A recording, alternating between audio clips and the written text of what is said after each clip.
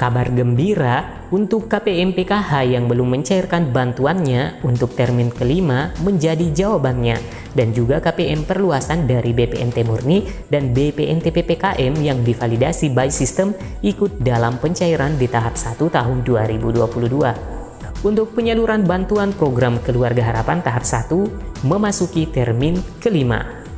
Jika pada SP2D termin 3 dan 4 pada periode ini diisi oleh peserta PKH baru yang melalui validasi by system dan mayoritas penerimanya diambil dari KPM BPNT reguler dan KPM BPNT PPKM, yang untuk termin 5 mayoritas adalah penerima PKH sebelumnya yang juga penerima pada tahap 4 tahun 2021 lalu. Sobat PKH Reportase, berikut kami menginformasikan data bayar yang sudah masuk hingga pada termin 5 melalui Bank Himbara dan rekapitulasi data KPM yang sudah ada data bayarnya hingga termin terakhir. Namun, yang baru bergabung dan belum mengaktifkan tombol subscribe dan lonceng notifikasinya agar terlebih dahulu mengaktifkan untuk berlangganan dengan berita terbaru, aktual, dan terpercaya serta mendidik dari channel PKH Reportase.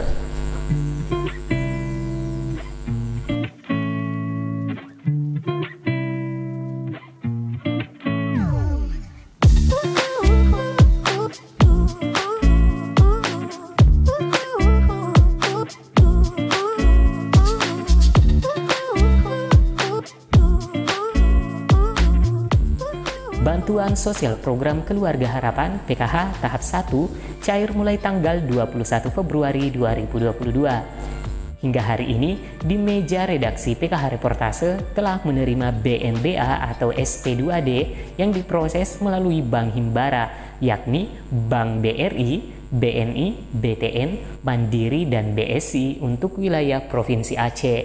Dan yang menarik, pada SP2D untuk termin 3, 4, dan 5 ini diisi oleh peserta baru yang divalidasi by system dan kepesertaannya dari KPM BPNT reguler atau diistilahkan dengan BPNT Murni, dan juga dari peserta perluasan BPNT PPKM yang berasal dari usulan daerah. Masyarakat dapat mengetahui status penerimaan bansos di situs cekbansos.kemensos.go.id. Hingga pada termin kelima dan 7 gelombang terdapat 9.603.342 KPM di seluruh Indonesia. Dengan rincian masing-masing bank, BNI 3.384.515 KPM, BRI 3.563.873 KPM, BSI 202.740 KPM, BTN 401.214 KPM, Mandiri 2.051.000 KPM, dengan total bantuan mencapai 6.999.419.550.000 rupiah. Hingga pada termin 5, KPM yang sudah masuk dalam SP2D di masing-masing provinsi dapat disaksikan melalui tayangan berikut ini.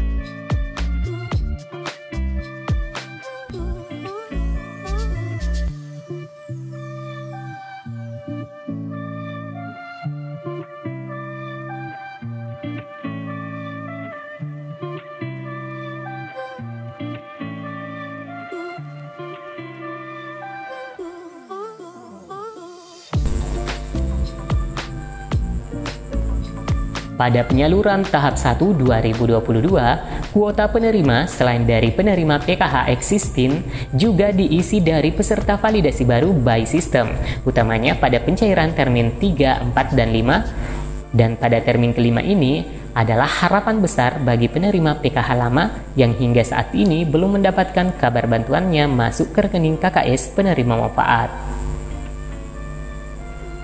Data penerima baru PKH perluasan bersumber dari data Kementerian Sosial yang telah menetapkan nama-nama CKPM berasal dari Pusat Data dan Informasi Pusdatin melalui aplikasi Sistem Informasi Kesejahteraan Sosial Next Generation 6NG. Aplikasi ini sesuai aturan dilaksanakan di desa kelurahan yang telah memasukkan nama-nama keluarga prasejahtera dan mendapatkan ID Data Terpadu Kesejahteraan Sosial DTKS oleh operator desa kelurahan yang bisa diupdate setiap bulannya.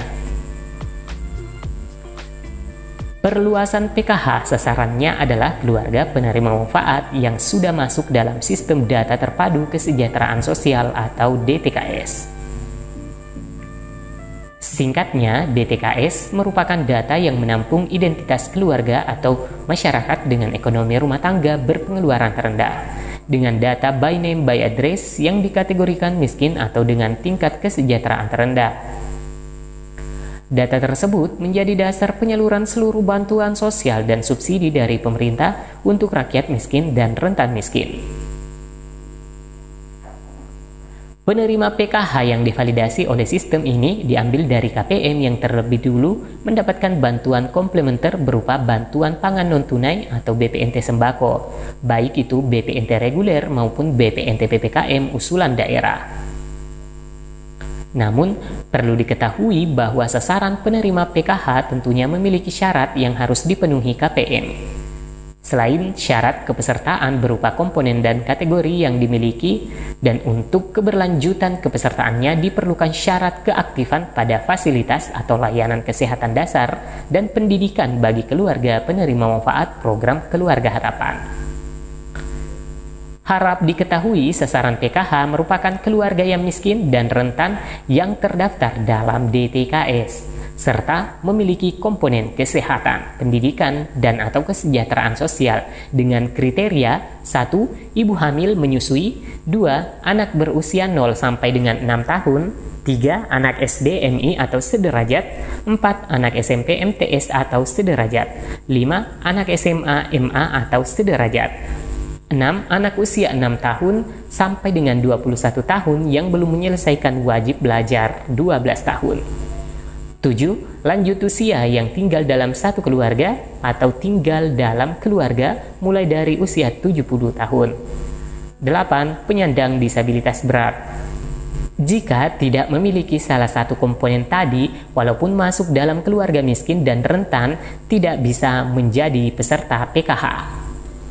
Selain dari sasaran PKH, penerima memiliki syarat umum mendapatkan Bansos PKH 2022 antara lain warga miskin atau rentan miskin, warga yang terdampak COVID-19 atau kehilangan mata pencaharian karena pemutusan hubungan kerja PHK, bukan anggota aparatur sipil negara ASN TNI Polri. Pada tahun 2022 ini, bantuan sosial PKH akan dicairkan kepada 10 juta keluarga penerima manfaat dari 7 kelompok masyarakat dengan besaran Rp900.000 sampai 3 juta atau berarti Rp225.000 sampai dengan Rp750.000 per tahapnya. Pencairan tiap 3 bulan.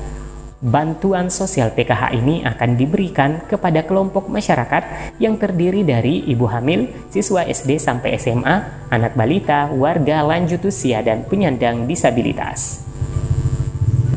Besaran nominal yang diterima oleh KPM PKH bervariasi dan dibedakan berdasarkan golongan atau kategori keluarga PKH.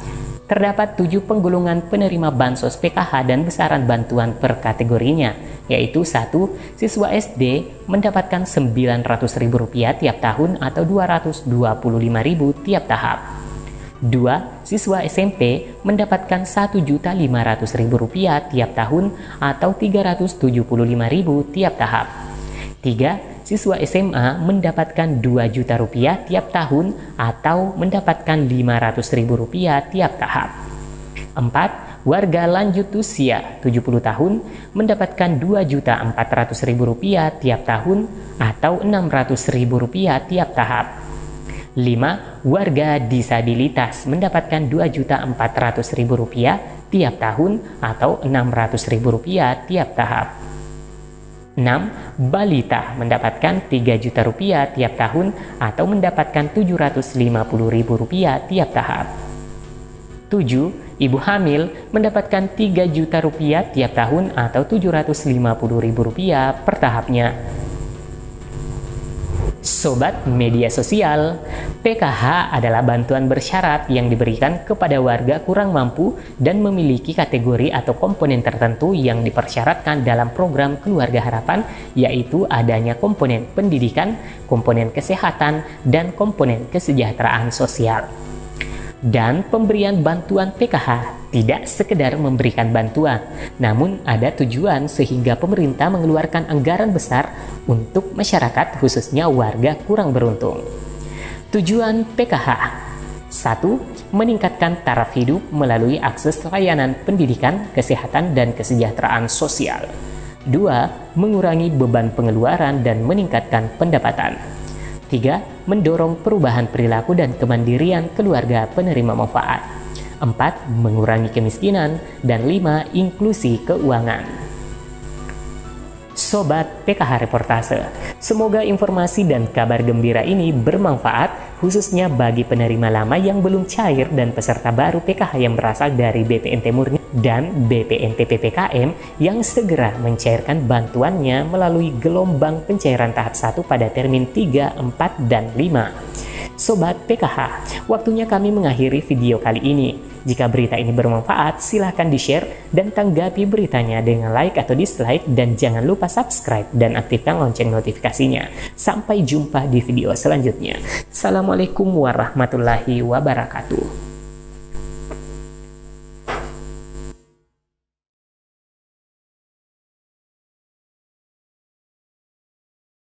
COVID-19. KPMPKH mengikuti